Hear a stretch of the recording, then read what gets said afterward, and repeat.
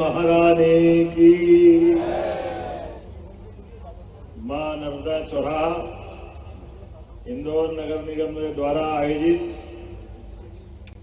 मां नर्मदा की प्रतिमा का अनावरण, संपूर्ण परिक्रमा पथ का अनावरण, सौंदर्यीकरण और खास करके इस पूरे इंदौर के लिए जो जीवनदायिनी है, जब से मां नर्मदा इंदौर में पीने के जल से लेकर विकास के मामले में अपना आशीर्वाद देने आई, तब से इंदौर पलट के नहीं देख रहा। हमें इस बात का आनंद है और मां नर्मदा का आशीर्वाद हमारे नारवदी परिवार के द्वारा पूरे देश के मां नर्मदा जी को कैसे आकर्षित करती है।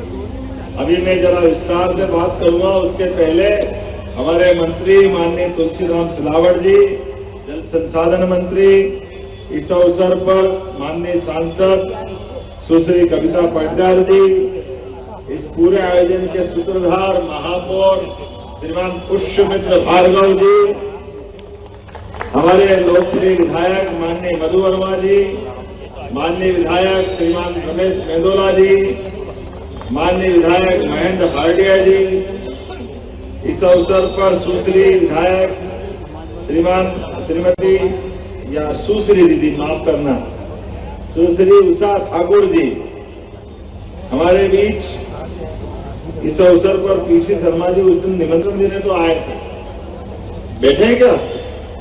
कहाँ है शर्मा जी? शर्मा जी आपको भी प्रणाम करता हूँ, यहीं से मान के चलता हूँ। आपने मेरा सम्मान बढ़ाया, मैं आज आपके कारण यहाँ उपस्थित हूँ।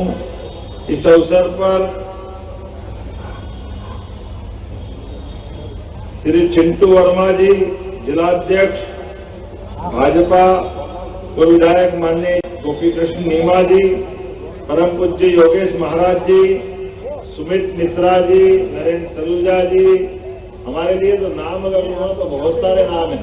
गोलू भाई का लिया, माननीय राकेश शुक्ला, गोलू भाई, और आगे पीछे हमारे सारे माननीय पार्षदगण, पूरा महापौर का मंत्रिमंडल, एमआईसी के सभी सम्मानित सदस्यगण, समाज के सभी वरिष्ठ जन, भाजपा के सभी वरिष्ठ नेतागण, इस अवसर पर देश भर से कोने कोने से इस कार्यक्रम के निमित्त पधारे सभी महान भाव, आप दोनों को दोनों हाथ जोड़ के आप सबको प्रणाम करता हूं, अभिनंदन करता हूं। और ये सुखद संयोग है, मां नर्मदा की परम भक्त अहिल्या माता की नगरी में अहिल्या माता का भी 300वां जन्मोत्सव चल रहा है। सुदर्शन भैया, ये इस अवसर पर सौभाग्य की बात कि मां अहिल्या जब अपनी राजधानी महेश्वर, पुरानी माहिष्मती नदी, सहस्त्रार्जुन की नदी, वहां जाकर के राजधानी ले जाती, और मां नर्मदा का भी आशीर्वाद क्या मिलता है। ये मां की कृपा है, मां अहिल्या माता का जीवन बदलती है, ये मां की कृपा है। जो नर्मदाष्टक पढ़ा गया, कहाँ केरल, कहाँ ओंकारेश्वर, और अपने बीच ऐसे शिष्य आदि शंकराचार्य परम पूज्य, जिनके अपने जीवन से उनके जीवन के विविध पक्षों को देखो तो आज भी भरोसा होता है, लेकिन नहीं होता कि ऐसा अद्भुत जीवन कोई जी सकता है क्या?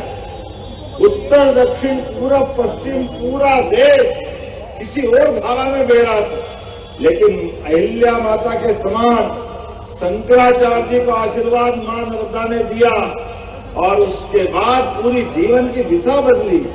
चारों धाम, उड़ीसा, जय जगन्नाथ, रामेश्वरम, दक्षिण का सुदूर समुद्रवर्ती तट, और बर्फ का आज भी वो बद्रीनाथ धाम हमको कंपायमान करता। आज भी जिस 6 महीने के दर्शन का क्रम है, लगभग 1200 साल बाद भी उस क्रम के आधार पर उस समय शंकराचार्य कैसे गए आए होंगे।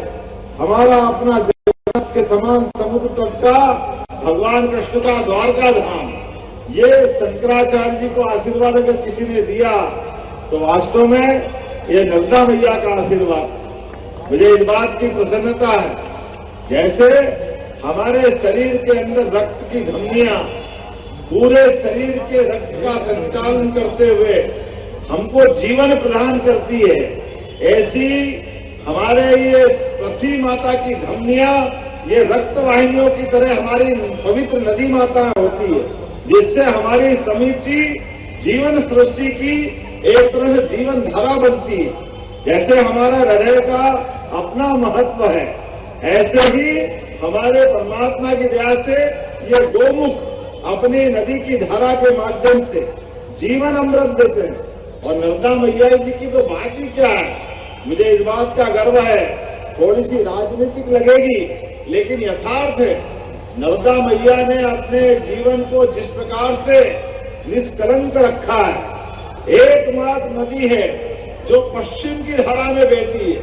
पूरे देश की इतनी सारी नदियां हैं, कोई धारा की तरफ नहीं आती, एकमात्र नदी जो पश्चिम धारा को तरफ बहती है। और उससे बढ़कर के ये अपने जीवन में, कहने वाले कहते हैं, हम तो सुनने वाले, आज भी सारी की सारी नदियों की कहानी अगर सुने, पवित्र गंगा माता, उनकी गंगा की धारा गंगोत्री से लगा के गंगा सागर तक बहती है, लेकिन गंगोत्री से गंगा सागर के बजाय उनका पवित्र सर्वाधिक अगर स्थान माना जाएगा तो हरिद्वार का आनंद हमको मिलेगा। ऐसे मां सरस्वती के लिए हरियाणा में कुरुक्षेत्र वो स्थान है जहां उनकी धारा की पवित्रता दिखाई देती है। जमुना जी के बारे में कहा जाए तो वो जमुना जी मथुरा के अंदर जो आनंद देती है, बाद के क्रम में मां का आशीर्वाद वो उस प्रकार का नहीं रहता है, लेकिन एकमात्र माता है नर्मदा, जो अमरकंटक से लगा करके जहां तक वो खंबात की खाड़ी तक जाती है, वो पूरी ही पूरी पवित्रता की धारा लेके चलती है और हमारा जीवन धन्य करती है। इसीलिए दुनिया के अंदर सारी नदियां हैं, किसी नदी की पूरी परिक्रमा नहीं होती है, एकमात्र मां नर्मदा है जिसकी परिक्रमा करके लोग जीवन धन्य करते हैं, अपने आप में उस रस आनंद का लेते हैं। जिस प्रकार से परमात्मा की दया से हमारी सनातन संस्कृति में आज भी अगर थोड़ी भी जिज्ञासा किसी को है, श्रद्धा से, भावना से मान के चलो, किसी भी तट पे कोई साधक मिले न मिले, लेकिन पवित्र मां नर्मदा के किनारे कदम कदम पर ऐसे असाधकों की, बिल्कुल साधकों की असाध्य लाई है। कहां भी चले जाओ, कैसे भी चले जाओ, जिसको कोई साधना करना है, अपने मन में अध्यात्म की धारा का निर्बाध रूप से, प्रभावमान रूप से धारा स्थापित करना है, तो मां नर्मदा का किनारा ओंकारेश्वर, ममलेश्वर, नेमावर, जहां चाहो अलख निरंजन की तरह आपको जीते जी देवता के रूप में साधक मिल जाएंगे, जिनको कुछ नहीं चाहिए, लेकिन उनकी साधना का मार्ग इतना पवित्र है कि वो अपने आप ही हम सबके लिए कई रहस्यों की दुनिया, कोई सोच नहीं सकता है। इतनी लंबी नर्मदा परिक्रमा हजारों साल से लोग कर रहे हैं और पास में कुछ भी नहीं, लेकिन मां नर्मदा के माध्यम से कोई भूखा नहीं सोता, कोई प्यासा नहीं मरता, कोई बीमार नहीं पड़ता। अरे ऐसे गरीब गरीब लोग भी जिनके अपने घर में खाने के लिए बड़ी कठिनाई होगी, लेकिन कोई नर्मदा का परिक्रमावासी आ गया तो वो भगवान की तरह उसको अपना भोजन भी देकर के आनंद महसूस करता है। ये श्रद्धा भाव कहीं नहीं है, ये एकमात्र जगह है मां नर्मदा की परिक्रमा के अंदर ही। और मुझे इस बात की प्रसन्नता है, यशस्वी प्रधानमंत्री श्रीमान नरेंद्र मोदी जी के माध्यम से अब नर्मदा जी का आशीर्वाद केवल परिक्रमावासियों को नहीं, अब तो पूरे मध्य प्रदेश, गुजरात, बल्कि राजस्थान के भी कई जिलों तक नर्मदा जी का आशीर्वाद, घर बैठे गंगा आती है, ये केवल सुना था, लेकिन घर बैठे नर्मदा जी आशीर्वाद देने पहुंच रही है, ये आज का आनंद है हम सबको इस बात का एक विशेष प्रकार का सुख। और इसमें अधिकार तो इंदौर वालों का बहुत है। नर्मदा जी आपको कब से आशीर्वाद दे रही थी, लेकिन नर्मदा जी का साकार रूप जीवन तो मिल रहा था, जल ही जीवन के माध्यम से। नर्मदा जी के बिना इंदौर की प्रगति संभव नहीं थी। 1990 में नर्मदा जी आ गई। हमारे लिए तो एक ही 12 साल का कुंभ पता नहीं कहां से कहां पहुंचा देता है। माता को कितने कुंभ करा दिए आपने, लेकिन मैं अभिनंदन करना चाहूंगा, जब जागे तब सवेरा। मुझे क्या मालूम ये पुष्य नक्षत्र होता ही इतना पवित्र है, हमारे महापौर जी का नाम ही इतना बढ़िया है। कहने के लिए 27 नक्षत्र है, 27 नक्षत्र है।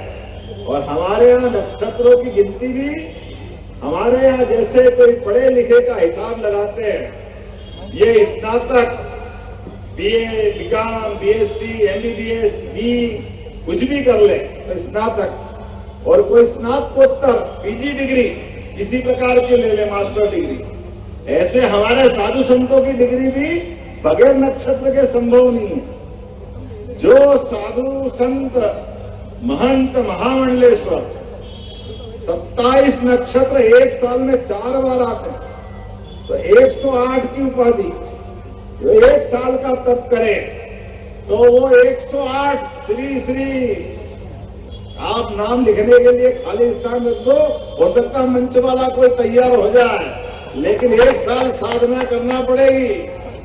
महाराज जी आपके भी साथ दंड कमंडल लेके चलेंगे, और 1 साल से जो ज्यादा तप करे वो 1008 की उपाधि लेता है। तो नक्षत्रों के आधार पर हमारे लिए सौभाग्य की बात है, हमारे लिए कई सारी चीजों का आनंद एक साथ दिया है।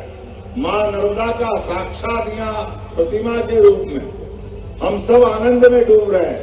क्या हमारे बीच पांचजन्य के संघ की उद्घोष के माध्यम से एहसास करा रहा है भगवान कृष्ण का वो काल, जिसने महाकाल का आशीर्वाद लेकर के जाना पाव में महर्षि परशुराम जी का सुदर्शन चक्र लेकर एक अलग प्रकार का विराट व्यक्तित्व दिखाया, जिसके भरोसे से सनातन धर्म की सदैव जय जय होने वाली लंबी परंपरा